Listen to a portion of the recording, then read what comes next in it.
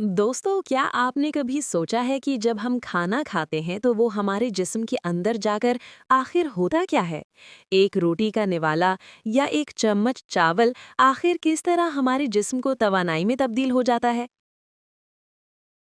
हमारे जिस्म के अंदर एक हैरत अंगेज फैक्ट्री मौजूद है और इस फैक्ट्री का सबसे अहम हिस्सा है मैदा। मैदा सिर्फ खाना रखने की जगह नहीं है, बल्कि ये एक ताकतवर बायोलॉजिकल लेबोरेटरी है जहां खाना टूटता है, हजम होता है और जिस्म के लिए तवानाई में बदल जाता है। आज की इस वीडियो में हम जानेंगे कि मैदा कैसे काम करता है और हमारे जिस्म के अंदर हाजमे का ये हैरत अंगेज निज़ाम कैसे चलता है। जब हम खाना खाते हैं तो हाजमे का अमल दरअसल मुंह से शुरू हो जाता है। जब हम खाने को चबाते हैं तो हमारे दांत इसे छोटे टुकड़ों में तोड़ देते हैं। इसी वक्त हमारे मुंह में मौजूद लुआब खाने के साथ मिल जाता है। इस लुआब में एक खास एंजाइम होता है जिसे एमिलीज कहा जाता है।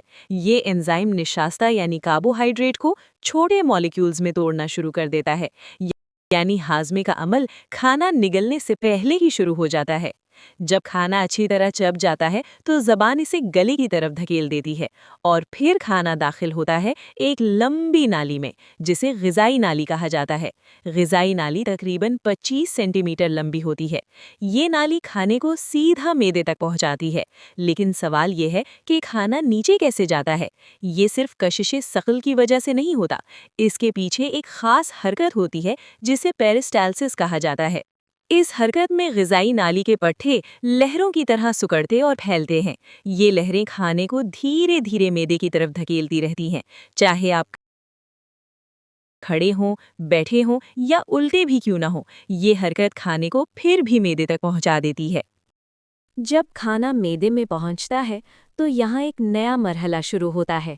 मैदा एक पट्ठों से बना हुआ लचकदार थैला है जो तकरीबन 1 से 1.5 लीटर तक खाना रख सकता है।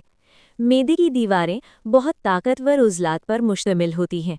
ये दीवारें मुसलसल हरकत करती रहती हैं। ये हरकत खाने को घोलती, मिक्स करती और पीसती रहती हैं। इसी दौरान मैदा एक खास तेज़ाब खारिज करता है जिसे हाइड्रोक्लोरिक एसिड कहा जाता है। ये तेज़ाब बहुत ताकतवर होता है। ये बैक्टीरिया को मार देता है और खाने को मज़ीद तोड़ देता है। मैदे में सिर्फ तेज़ाब ही नहीं होता, यहाँ खास एंजाइम्स भी मौजूद होते हैं। इनमें सबसे अहम एंजाइम है पेप्सिन। ये एंजाइम प्रोटीन को छोटे हिस्सों में तोड़ देता है। जब खाना मैदे के तेज़ाब और एंजाइम्स के साथ मिलता है तो वो एक गाढ़े माए में तब्दील हो जाता है। इस माए को साइंस में काइम कहा जाता है। यहाँ एक हैरानकुन सवाल पैदा होता है, जब मैदे में इतना तेज़ाब मौजूद है तो मैदा खुद क्यों नहीं जल जाता? इसका जवाब भी कुदरत के हैरानकुन निज़ाम में है। मैदे की दीवारों पर एक ख़ास मख़ाती तह मौजूद होती है। ये तह मैदे को तेज़ाब से बचाती है। ये एक हिफाजती ढाल की तरह काम करती है। अगर ये तह कमज़ोर हो जाए तो मैदे में अल्सर भी बन सकता है। आम तौर पर खाना मैदे में तकरीबन 2 से 4 घंटे तक रहता है, लेकिन ये वक्त खाने की किस्म पर भी मुनहसर होता है। मसलन चिकनाई वाला खाना ज़्यादा देर हज़म होता है, जबकि हल्की ग़िज़ा जल्दी हज़म हो जाती है। मैदा खाने को आहिस्ता आहिस्ता छोटी आंत की तरफ भेजता रहता है।